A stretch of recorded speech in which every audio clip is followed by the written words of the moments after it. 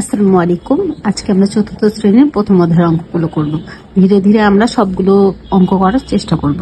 প্রথম অধ্যায়টা হচ্ছে আমাদের বড় সংখ্যা ও স্থানীয় মান। বড় সংখ্যা ও স্থানীয় মান বের করার ক্ষেত্রে আমাদের কিছু জিনিস শুরুতে জানা থাকলে ভালো হয়। সেগুলো হচ্ছে এগুলো: একক, দশক, শতক, হাজার, অযুত, লক্ষ, নিযুত, কোটি। এগুলো তোমাদের হচ্ছে আগে থেকে মুখস্থ করতে হবে। এগুলো যদি মুখস্থ করো তাহলে এই পুরো চ্যাপ্টারের অঙ্কটা হচ্ছে খুব বেশি সহজ হয়ে যাবে। প্রথমে হচ্ছে একক, দশক, শতক, হাজার, অযুত, লক্ষ, নিযুত, কোটি। এইগুলো কয়েকবার করে মুখস্থ করতে হবে। একক থেকে হচ্ছে শুরু হবে, আমরা হচ্ছে শেষে থেকে মুখস্থ করব, ঠিক আছে?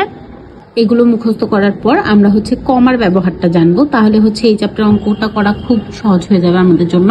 দেখো, এই একটা পুরো সংখ্যা লেখা, কমাটা হচ্ছে আমরা শেষের থেকে করব। শেষে থেকে প্রথমে 3টা সংখ্যা পরে কমা দিব, এরপর 2টা সংখ্যা পরে কমা, আবার 2টা সংখ্যা পরে কমা। আমরা আবার বলি, শেষে থেকে হচ্ছে কমাগুলো দিব। দেখো, একটা সংখ্যা, এই 3টা সংখ্যা পরে আমরা কমা দিব, 2টা সংখ্যা পরে কমা দিব, আবার 2টা সংখ্যা পরে কমা দিব। আর এখানে হাজার ও অযুত, এই দুইটা মিলে আমরা হাজার বলবো। হাজার ও অযুত, এই দুইটা ঘরে যেই সংখ্যাগুলো থাকবে, দুইটা এককটা আমরা হাজার বলবো। আবার লক্ষ ও নিযুত, এই দুইটা ঘরে যা থাকবে সেগুলো, এই দুইটা নিয়ে হচ্ছে এককটা আমরা লক্ষ বলবো। তো আগে হচ্ছে এইটা মুখস্থ করতে হবে: একক, দশক, শতক, হাজার, অযুত, লক্ষ, নিযুত, কোটি। এরপরে আমরা যদি 3 পৃষ্ঠায় যাই, 3 পৃষ্ঠায় গেলে দেখবো কি, নিচের সংখ্যাগুলো উচ্চস্বরে পড়ো, কথায় লেখো এবং উপরে দেখানো নিয়ম অনুযায়ী স্থানীয় মান নির্ণয় করো। এগুলো কি বলেছে আগে পড়ো, বুঝো, এরপর হচ্ছে কথায় লিখে এরপর স্থানীয় মান নির্ণয় করতে হবে। এগুলো খুবই সহজ, তোমরা যেহেতু পড়ো তোমরা এগুলো জানবে। দেখো, এখানে আমাদের প্রথমে কি বলেছে, প্রথমে বলেছে যে এটাকে কথায় লিখতে। কথায় লেখার জন্য আমরা প্রথমে কি করব, একক, দশক, শতক, হাজার, অযুত। কি জানি, হাজার ও অযুত এই দুইটা মিলে হাজার হয়, তাহলে এই হাজার ও অযুত দুইটা মিলে আমরা হাজার বলবো, 23,000। এরপরে কি, শত। দেখো, একক, দশক, শত, শতর ঘরে কত আছে, 5, তার মানে 500। আর এই দুইটা একসাথে 17, ঠিক আছে, 517। এবার বলেছি স্থানীয় মান নির্ণয় করতে। স্থানীয় মান নির্ণয়ের ক্ষেত্রে কি, আমরা জানি শেষেরটা একক, পরেরটা দশক, এরপর একটা শতক, এরপর একটা হাজার, এরপর একটা অযুত। এভাবে করে লিখবো। লিখার পরে দেখো, প্রথমটা শুধু খালি রাখবো। এরপর একটা দেখো তো, এই একের পরে কি একটা সংখ্যা আছে না, তার মানে একের পরে একটা শূন্য। 5-এর পরে কয়টা সংখ্যা আছে, দেখো তো 2টা সংখ্যা আছে, তার মানে 5-এর পরে 2টা শূন্য। আর এখন কি জানি বলো তো, হাজার আর অযুত দুইটা মিলে একটা সংখ্যা, তাই না? এখানে হাজার ও অযুত আলাদা আলাদা লিখবো। এরপরে হচ্ছে আমরা এখানে কত হাজার হয় সেটা লিখবো। দেখো, এখানে আমরা এটা কথাই লিখে দিয়েছি 23,000। তো ওইটা দেখি আমরা 23,000 লিখতে পারি, বা এভাবেও নিচেরটা আগে লিখবে, এরপরে উপরেরটা, ঠিক আছে? 23,000, এই যে 23,000 লিখলাম। এরপরে কি, দেখো তো 3-এর পরে কয়টা সংখ্যা, 1, 2, 3টা, তার মানে কি 3-এর পরে 3টা সংখ্যা হবে। 2-এর পরে কয়টা সংখ্যা, 2-এর পরে 4টা সংখ্যা আছে, তার মানে এখানে 4টা সংখ্যা হবে। এছাড়া তোমরা আরো সহজভাবে এভাবেও করতে পারো, যে প্রথমটা শুধু থাকবে, এরপরে হচ্ছে একটা একটা করে শূন্য বাড়বে। দেখো তো, এখানে একটা শূন্য, এখানে 2টা, এখানে 3টা, এখানে 4টা। এভাবে করে আমরা স্থানীয় মান নির্ণয় করতে পারি। দেখো, প্রথমটা যদি বুঝে থাকো তাহলে দ্বিতীয়টা তোমাদের জন্য আরো সহজ হয়ে যাবে।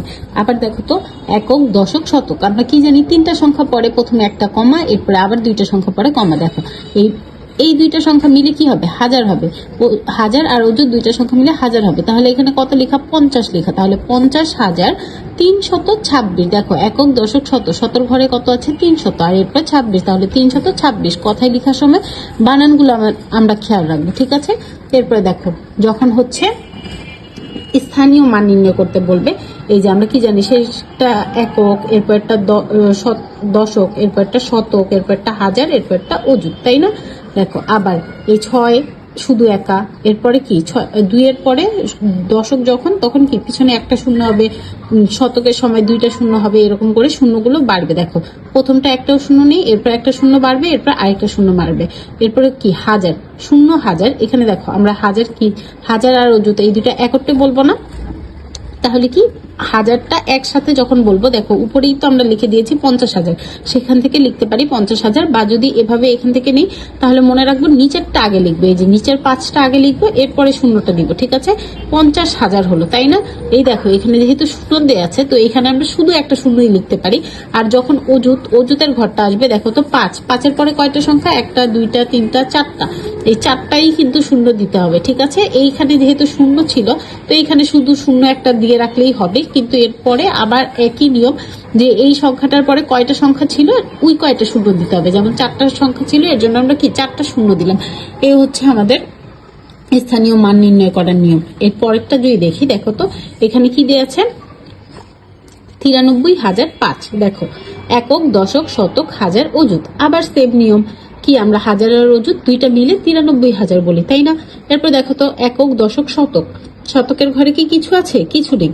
দশকের পর ঘরে কি কিছু আছে? কিছু নেই, শুধু কি আছে? 5। তাহলে আমরা কি লিখবো? 93,005। বানানগুলো অবশ্যই খেয়াল রাখবো। স্থানীয় মান নির্ণয় করতে বলেছে, স্থানীয় মান নির্ণয়ের ক্ষেত্রে কি আবার 5 একক, এরপরটা দশক, এরপরটা শতক, এরপরটা হাজার, এরপরটা অযুত।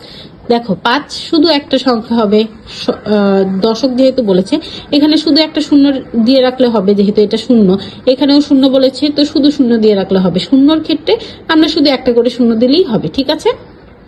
আবার দেখো এখানে আমরা লিখেই দিয়েছিলাম 93,000, আমরা সেভাবেও লিখতে পারি 93,000।